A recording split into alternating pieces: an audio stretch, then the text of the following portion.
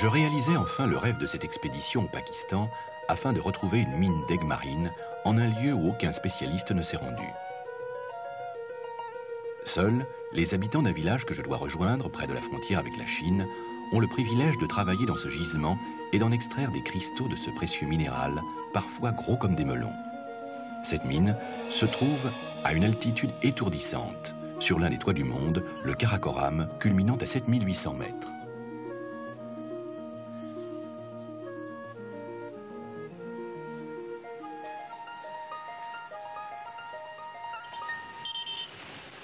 Je viens d'arriver à Lahore, point de départ du périple routier. C'est dans cette ville bouillonnante, carrefour des commerces, que je compte glaner les derniers renseignements qui me guideront vers la mine d'aigues marines.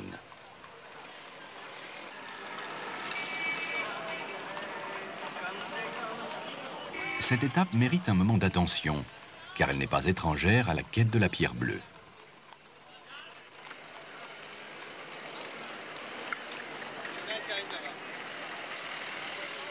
Lahore est situé dans la province du Pendjab, sur les berges du fleuve Ravi, à proximité de l'Inde.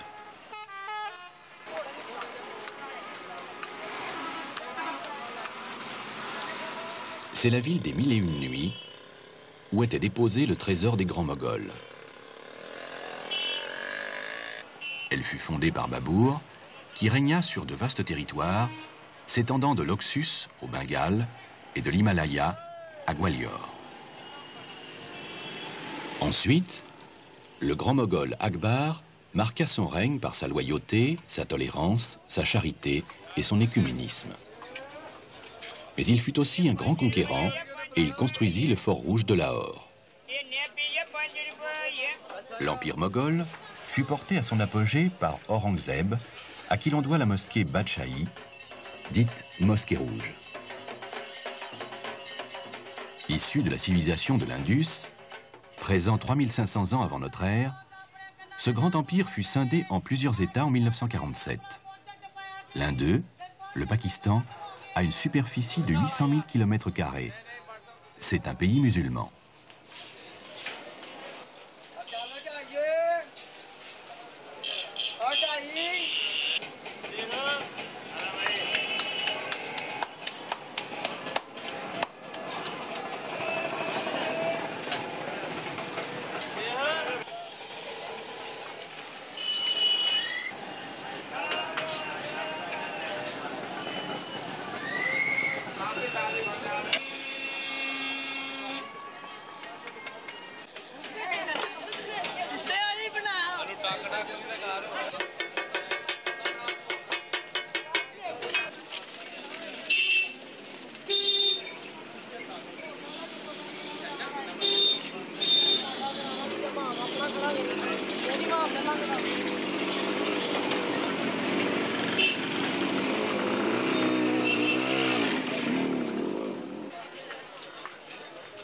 C'est dans le grand bazar où la foule s'entremêle dans une chaleur étouffante et moite, où les traces du passé luttent avec celles du présent, que je dois avoir mes contacts qui me permettront d'accéder à la mine des aigues marines.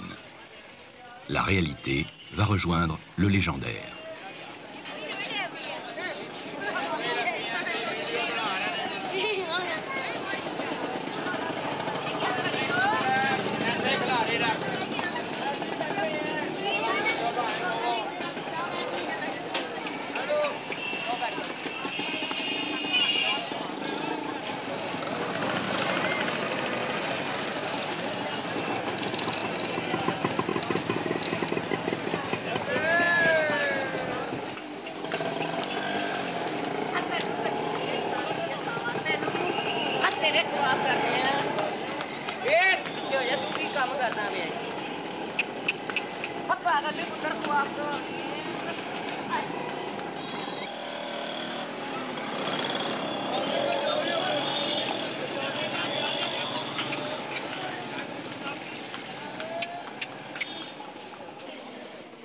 Avant de quitter la ville, près d'une boutique de marchand de lassi, qui est un yaourt local très liquide, je rencontre un homme qui, en amorce de mon voyage, me propose d'ouvrir pour moi des portes d'un monde mythologique, les lutteurs de Lahore.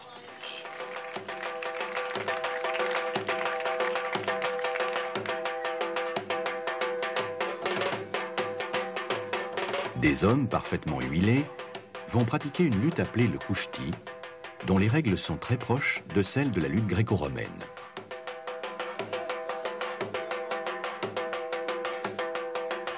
Ces lutteurs très populaires bénéficient d'un prestige immense et leurs jeux sont l'objet de paris importants parmi l'assistance.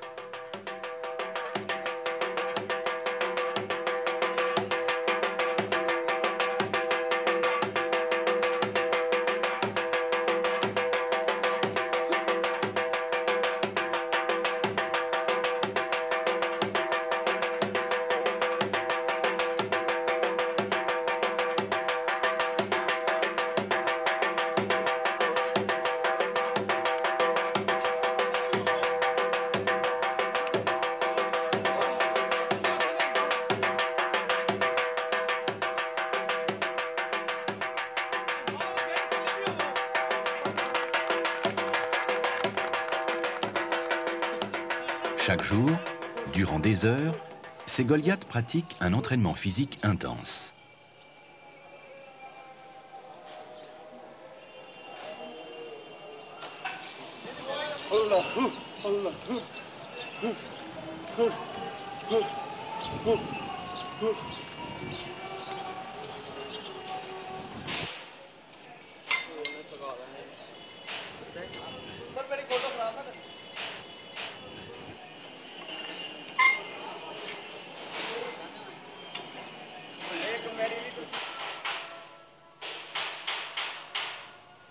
Un homme en armes protège ses sportifs d'élite. Sous le regard flegmatique d'une lionne vivant en semi-liberté, aussi agile que les lutteurs et aussi déterminée qu'eux dans le choix de ses mouvements.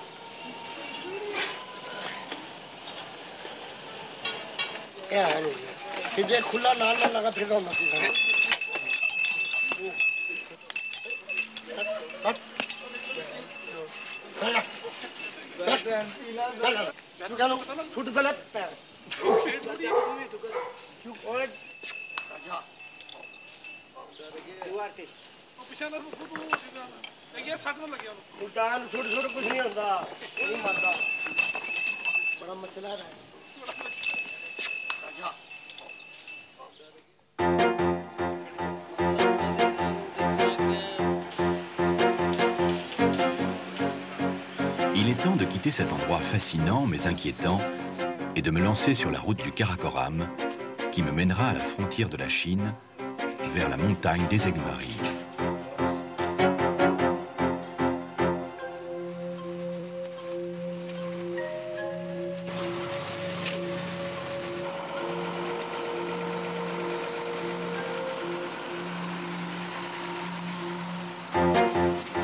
Je longe l'Indus et l'or qu'il charrie, puis les limites du Cachemire, qui recèle ses saphirs légendaires. Je suis transporté dans un puissant camion ornementé comme un bijou. Ces véhicules sont les héritiers de la tradition des caravanes décorées.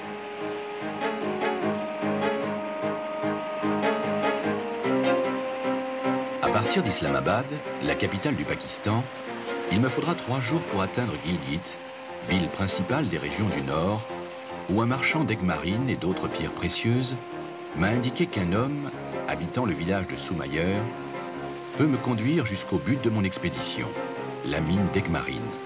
Cet homme s'appelle Amir.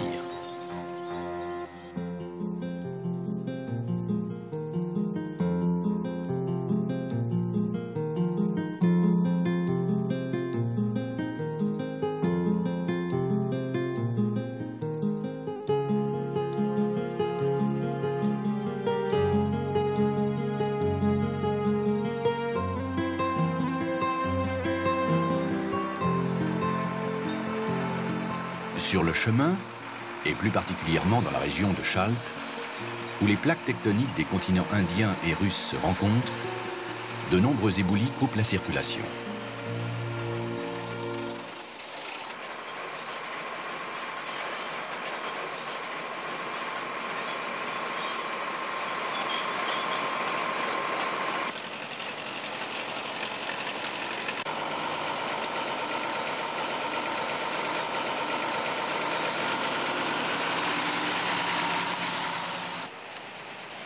Ces chutes créent souvent des accidents mortels.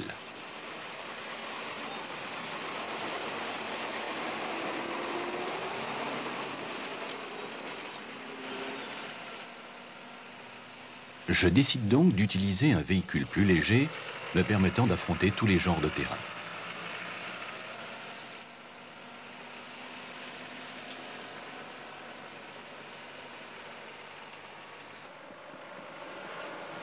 Arrivé dans les hautes vallées du Karakoram, je longe la rivière Hunza, puis la vallée de Nagar.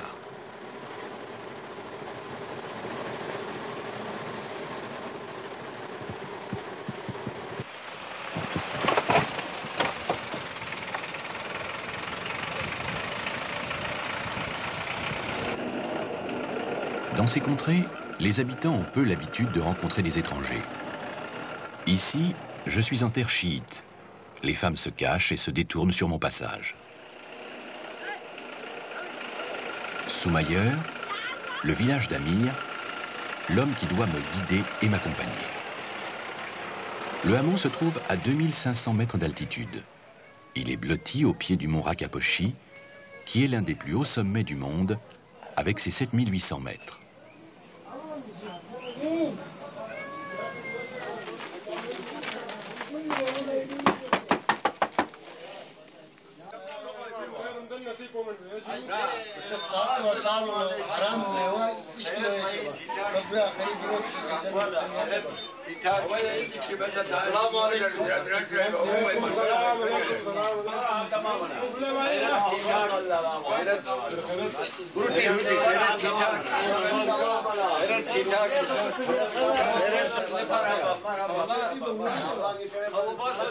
Amir me convie aux préparatifs de la montée à la mine, avec le groupe d'hommes qui va participer à l'expédition.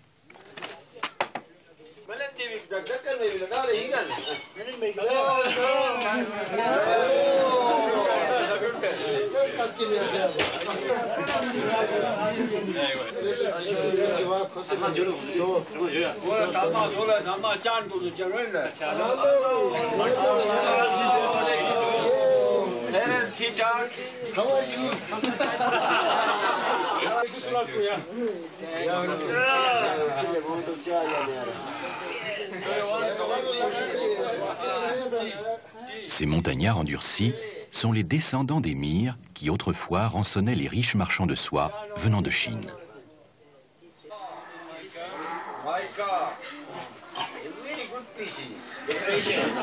Ils étaient réputés pour leur longévité due à la pureté de l'eau venant des glaciers, ainsi qu'aux fruits secs qui sont à la base de leur alimentation. Ils vivent aujourd'hui des vergers, des cultures en terrasse, irriguées par les torrents, et du produit de l'exploitation des aigues marines de Choumar Bakar. Okay, I just arrived to Nagar. I'm very happy to see you. Thank you. Okay, I'm a little tired, but tomorrow we go in the mine. Yes. Okay, you are on. Ce sont leurs ancêtres qui ont ainsi nommé ce lieu. Choumar Bakar signifie montagne d'argile au reflet de métal. Okay, and you find aquamarine now? I find some beautiful aquamarine Yes. and crystals, decorate Yes. and other rocks. La légende suivante se rapporte à la découverte de la mine. Big crystal. Un jour, un chasseur a poursuivi un félin très haut dans les montagnes. Dans sa course folle, il a dépassé le glacier. Puis, en regardant à terre, il a trouvé une pierre d'un bleu superbe. Il a d'abord cru qu'il s'agissait d'un morceau de glace, mais après l'avoir chauffé dans ses mains, il fut surpris de constater que cette glace ne fondait pas. Il redescendit au village de Soumayer et en parla à deux hommes qui faisaient du commerce avec la ville de Gilgit. Les deux hommes décidèrent de monter et d'aller prospecter selon les indications du chasseur. Leurs recherches les conduisirent à découvrir qu'à Choumar Bakar, la montagne pouvait donner des aigues marines. Ces deux spéculateurs virent tout de suite dans ces pierres d'un bleu lumineux le moyen de gagner beaucoup d'argent. Tout aurait dû bien se dérouler. Malheureusement, ces commerçants trop empressés avaient tout prévu, sauf la précaution de demander la protection du chaman, personnage incontournable puisque ces aventuriers se trouvaient sur le domaine des fées.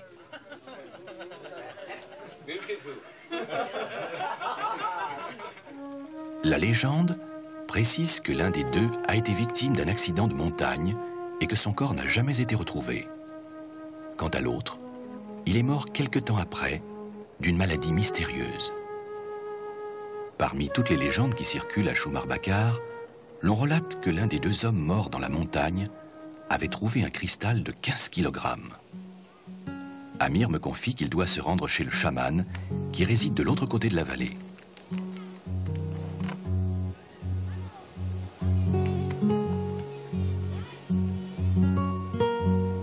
Le chaman est une espèce de prêtre, à la fois sorcier et magicien, qui s'appuie sur une démarche mystique.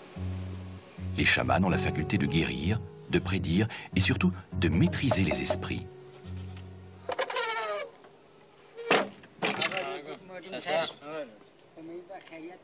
Les fées, ces êtres surnaturels aux pieds à l'envers, sont les gardiennes des espaces vierges de ces montagnes sacrées et ainsi peuvent punir lourdement ceux qui leur infligent des blessures. Les gens de la montagne évitent de susciter leur courroux. Ils connaissent trop leur immense pouvoir. Elles sont partout et observent tout. Elles n'hésitent pas à déclencher des orages redoutables et à provoquer des avalanches meurtrières.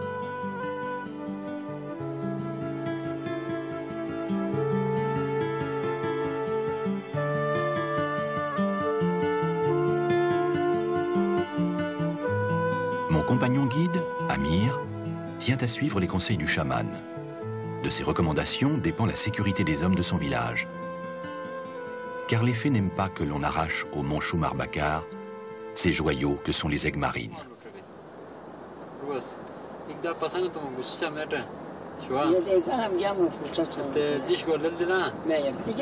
Le chaman fait à Amir les recommandations suivantes. Il faudra griller une poignée de blé et le distribuer à 5 fillettes de ton village. Elles devront le consommer entièrement. Puis, pendant la montée, il faudra sacrifier un animal.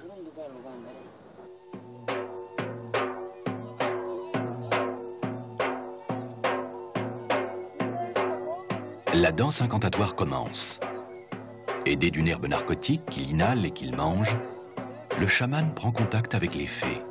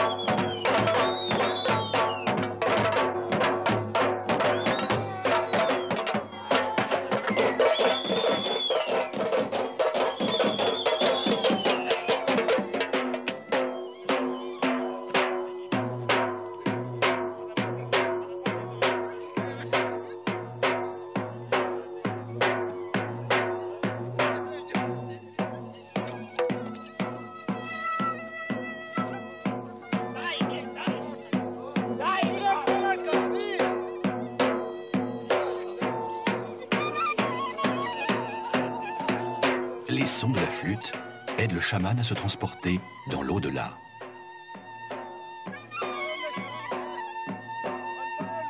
Puis il revêt son habit de cérémonie.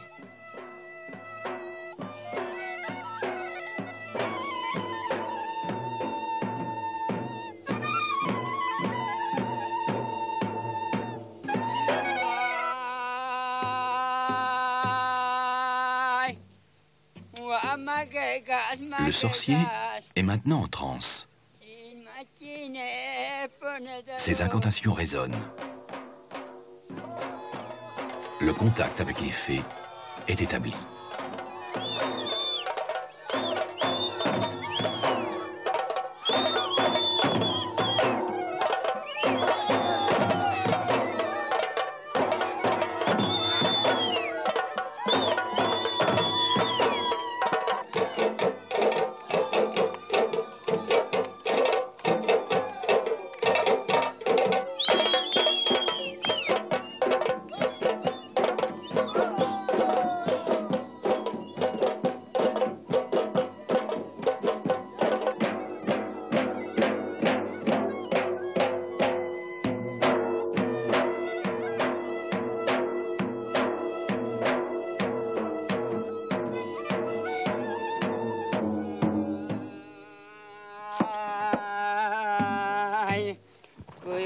أنا يزي هي خليتين أكير ليت باشين أي جوتي كلموني كان موني كان.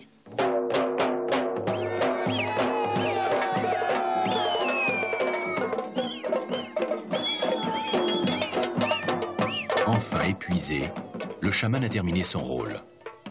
Amir pourra sans crainte affronter la montagne.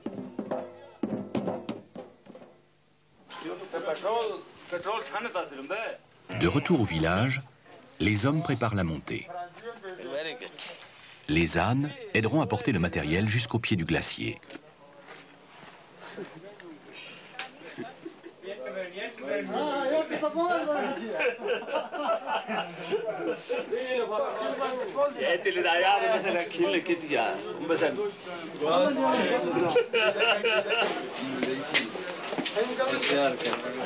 Dans la bonne humeur, on regroupe les derniers outils.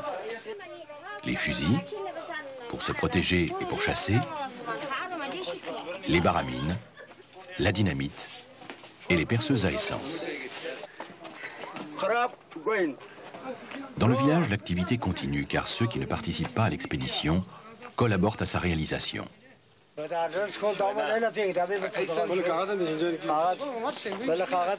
send this when I arrive in Paris.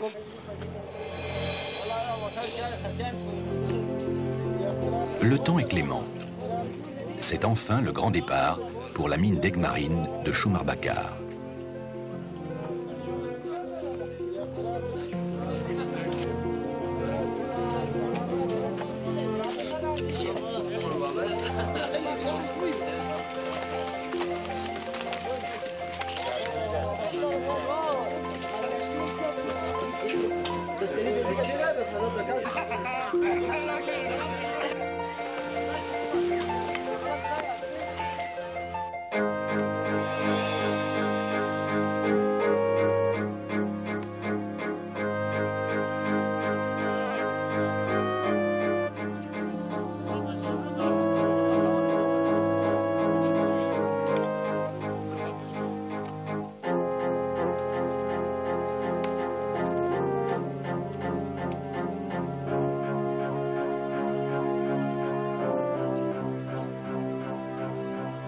Notre groupe quitte cette vallée au climat tempéré pour affronter les cimes glacées.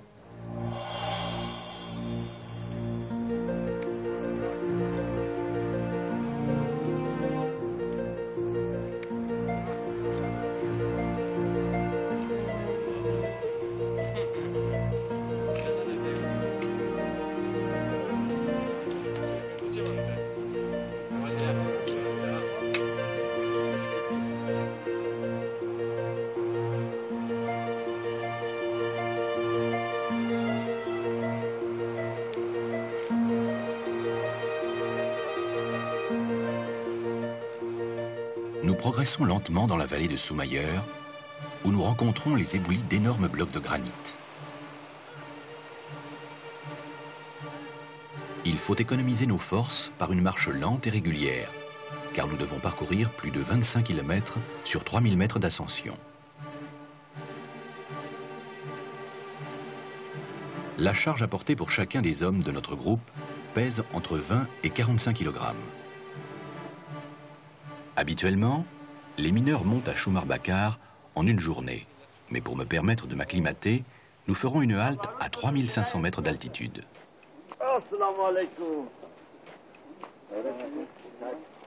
Nous croisons des hommes qui descendent de la mine où la neige tombe. Ils ont hâte de retrouver la douceur de la vallée, d'autant que malgré de nombreuses semaines de travail, le gisement ne leur a donné que de l'apatite rose, un minéral moins précieux que l'Egmarine.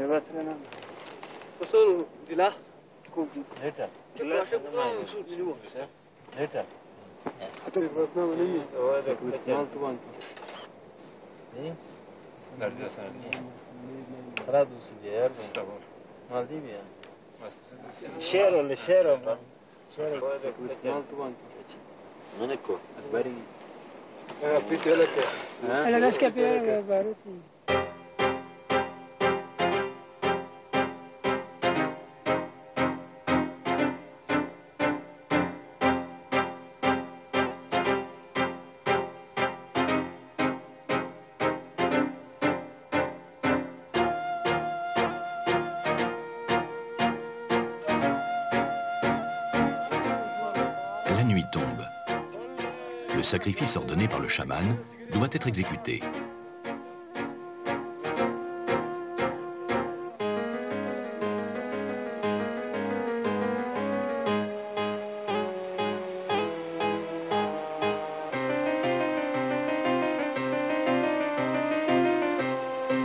La chèvre en sera la victime, selon le rituel du halal.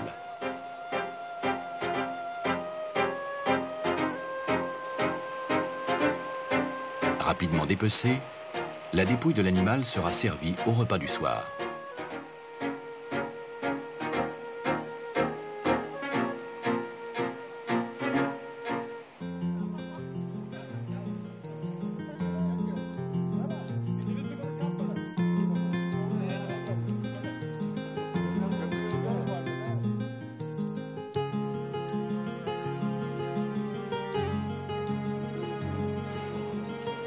How many time to go to Shomavaka mine now? Maybe 6 or 7 or... Okay. And you think the weather is good? Yes.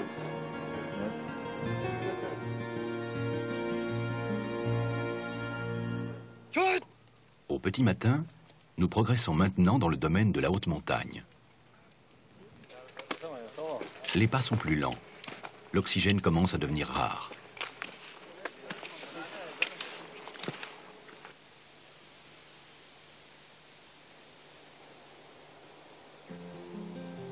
Des hommes ont monté du bois du village pour faire du feu, car dans les hautes altitudes, la végétation n'existe pas.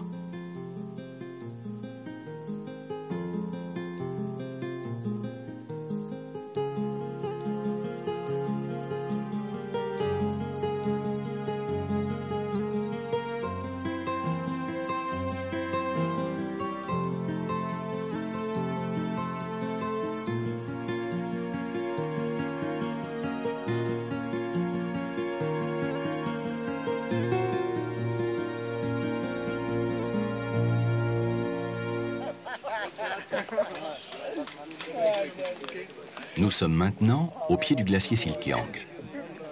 Ultime étape et dernier repos avant l'ascension du mont Shumar Bakar.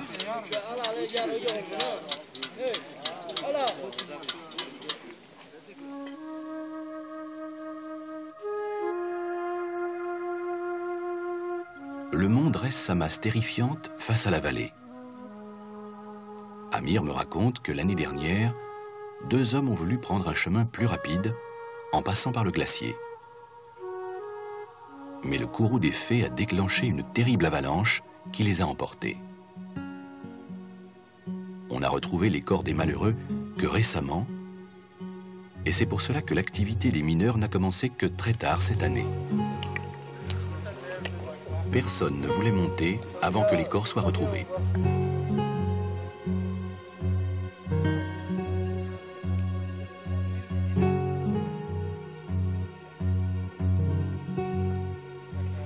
La région que nous traversons est très dangereuse. Le temps y change très vite. Les orages et le vent y sont violents.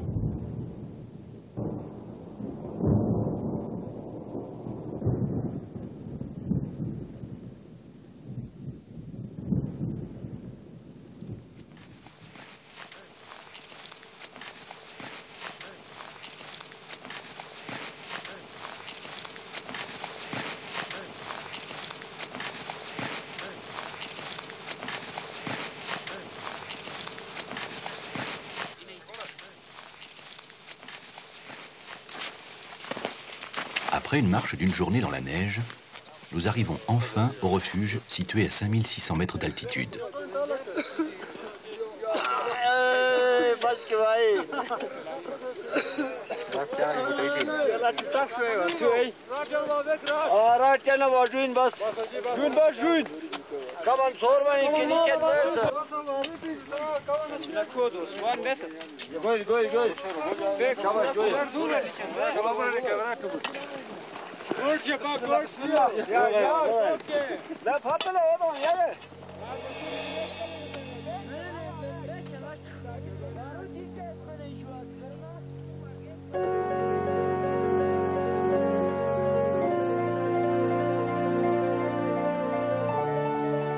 Là-haut, la nourriture ne peut être que simple. Des galettes de blé, appelées chapati, des fruits secs, amenés de la vallée. Tout cela est arrosé de thé au lait.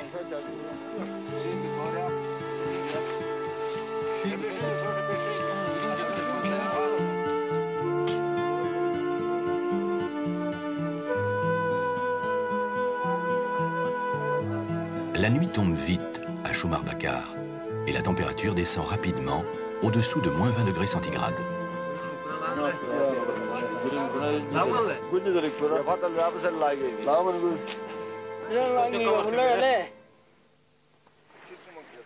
Vers 5 heures du matin, le réveil se fait avec une toilette à l'eau glacée. Il n'y a là aucune commodité. Les hommes vivent pendant 4 mois par an dans des refuges de pierre, couverts d'une bâche et sans aucun moyen de chauffage. Le bois est réservé à la préparation de la nourriture.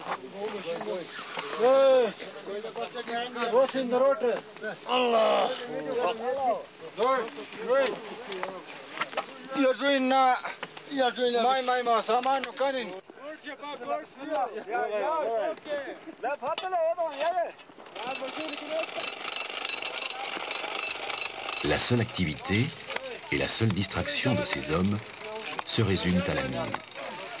Leur unique récompense, l'aigle marine. Comme des forçats, armés de masses, de barres à mine et de marteaux-piqueurs à essence, ils attaquent la montagne. Le manque d'oxygène sur ces très hauts sommets ralentit le travail. Même les machines, parfois, ne démarrent pas.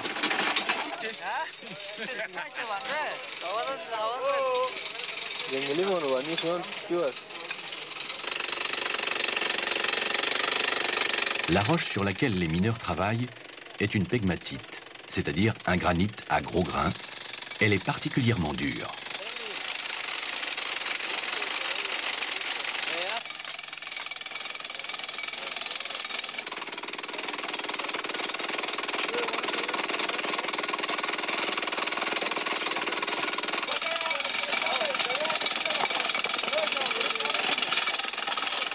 Les machines percent difficilement des trous dans lesquels on introduit la dynamite.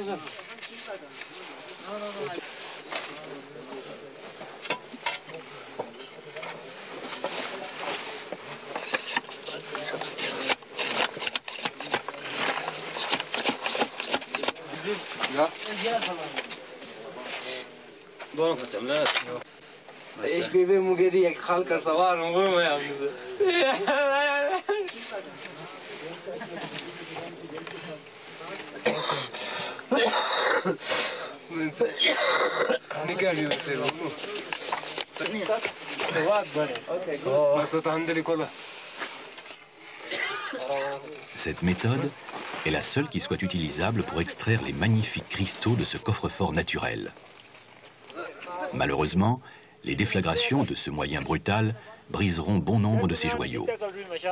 C'est le prix à payer pour avancer et trouver les gemmes, car aucune autre mécanisation n'est possible à cette altitude.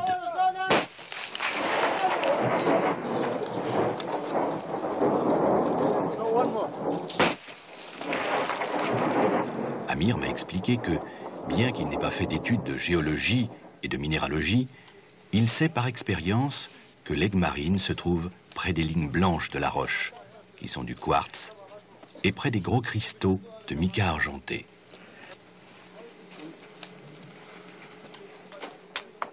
Ces hommes ont acquis certaines connaissances par l'habitude. Cela fait presque 7 ans qu'ils travaillent à cette mine.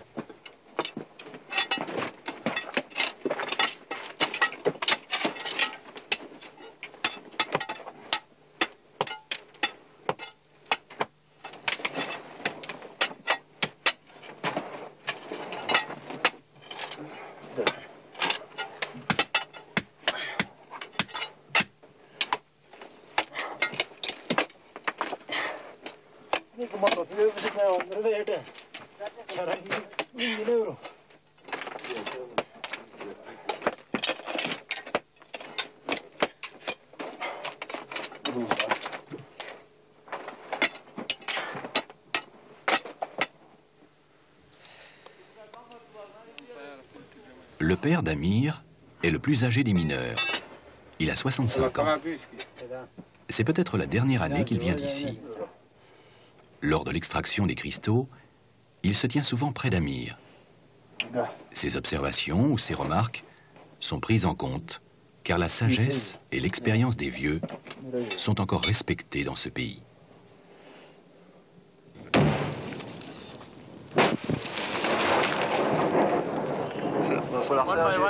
One more. Cheers.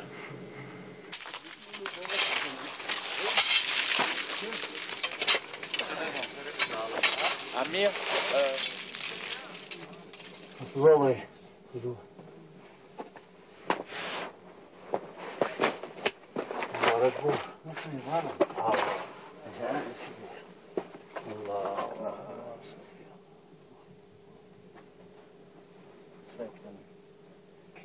Good, good.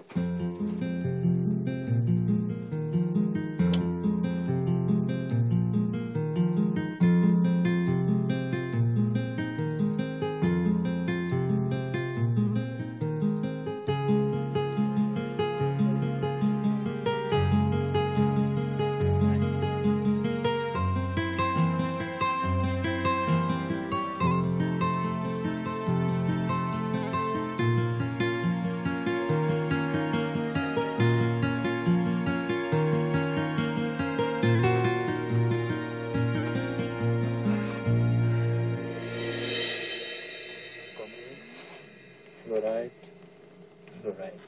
This is a pink color.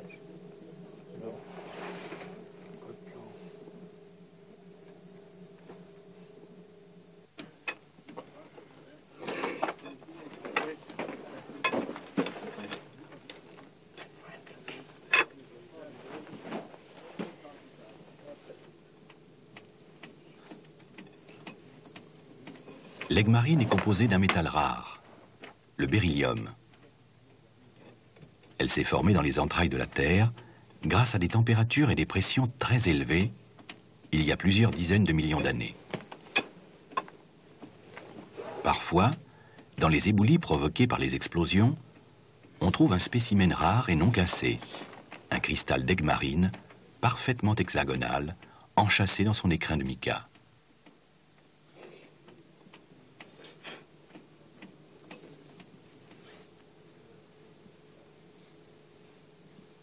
Avec une précision experte, ces bergers devenus mineurs extraient les cristaux pour vivre de leur commerce. Ils le font aussi par passion.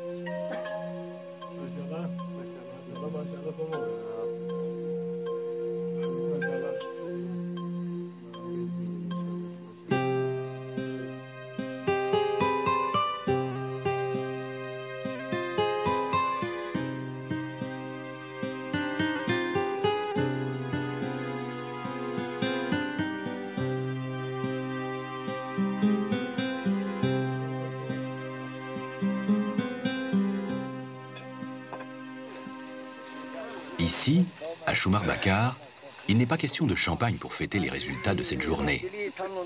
Le bonheur est accompagné de thé au lait. C'est l'heure de la répartition des cristaux entre les mineurs, soit par troc, soit par vente, selon le rituel de la couverture. L'acheteur et le vendeur passent chacun une main sous une couverture. L'acquéreur fait une proposition en pressant une, deux ou trois phalanges de celui qui vend. Celui qui presse une phalange propose 100 roupies. La pression sur 2 doigts, simultanément, équivaut à 1000 roupies. Sur 3 doigts, 10 000 roupies. La coutume veut qu'une pierre appartienne au groupe de mineurs qui l'a extraite. Chaque membre d'un groupe a une contribution aux travaux. Le marteau-piqueur, la nourriture, le port de matériel divers. Chaque groupe a donc la faculté d'obtenir des cristaux appartenant à d'autres, soit par échange, soit par achat. Ensuite, les pierres ainsi réparties seront revendues à des négociants après le retour dans la vallée. Il est 18 heures. La nuit est tombée. Le froid envahit nos baraques de fortune. J'examine avec les mineurs les trésors découverts pendant les derniers jours. Peut-être consentiront-ils à me vendre quelques cristaux.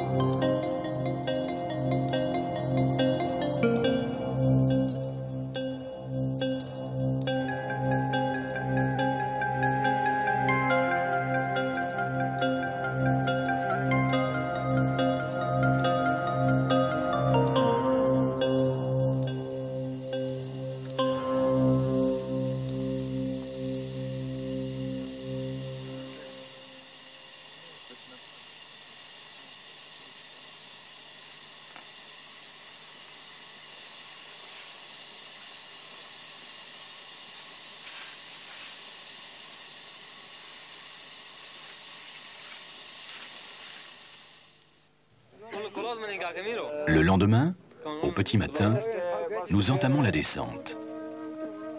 J'ai atteint mon objectif. J'ai enfin vu la fameuse mine d'Egmarine de Choumar Bakar, ainsi que ses trésors. Avec ces hommes, j'ai vécu pendant plusieurs jours une expérience unique, bien que je n'ai jamais réussi à me réchauffer et à me reposer réellement.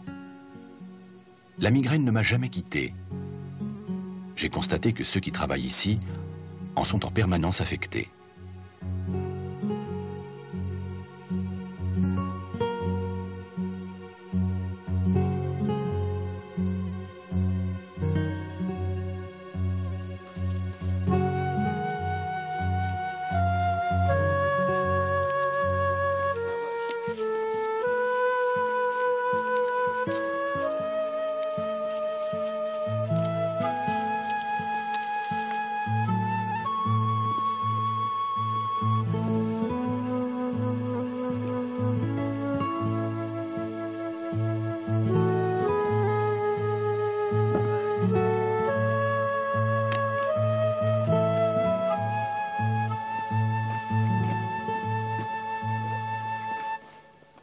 À chaque pas de la descente, l'air s'enrichit d'oxygène. C'est comme la sortie d'une apnée. Les mouvements deviennent plus précis et les céphalées se dissipent progressivement, comme par enchantement. Les mineurs, satisfaits de leur travail, ont le sentiment du devoir accompli. Ils sont heureux de retrouver leur famille et d'avoir échappé aux esprits de la montagne.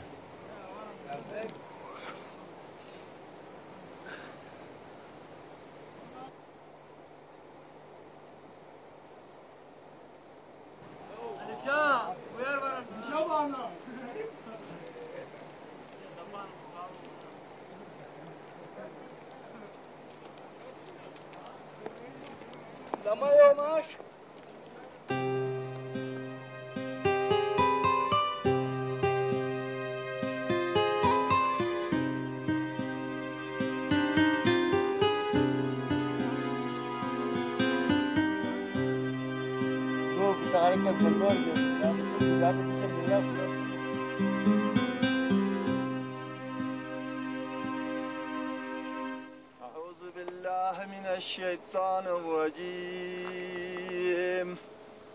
بسم الله الرحمن الرحيم إن الله وملائكته يصلون على النبي يا أيها الذين آمنوا صلوا عليه وسلموا تسليما اللهم صل على محمد وآل محمد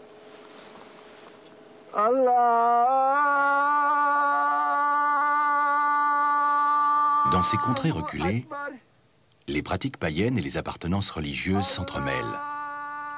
Ainsi, on fait appel aux chamans pour découvrir le trésor, mais on remercie Dieu de l'avoir trouvé. Quant à moi, je rends hommage à ces bergers des cimes pakistanaises qui m'ont admis dans leur cercle, à 6000 mètres d'altitude. Grâce à eux, j'ai pu vivre une aventure humaine inoubliable et réaliser mes rêves de chercheur de trésors.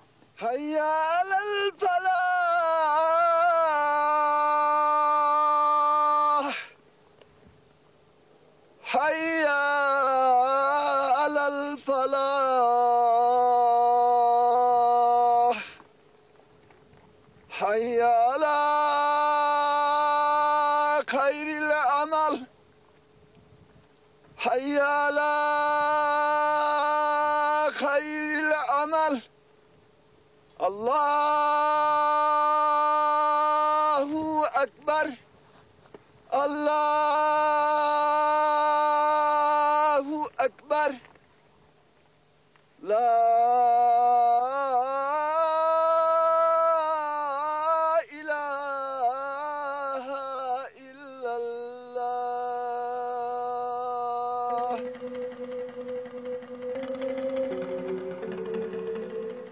Ces pierres suivront un chemin inverse du mien.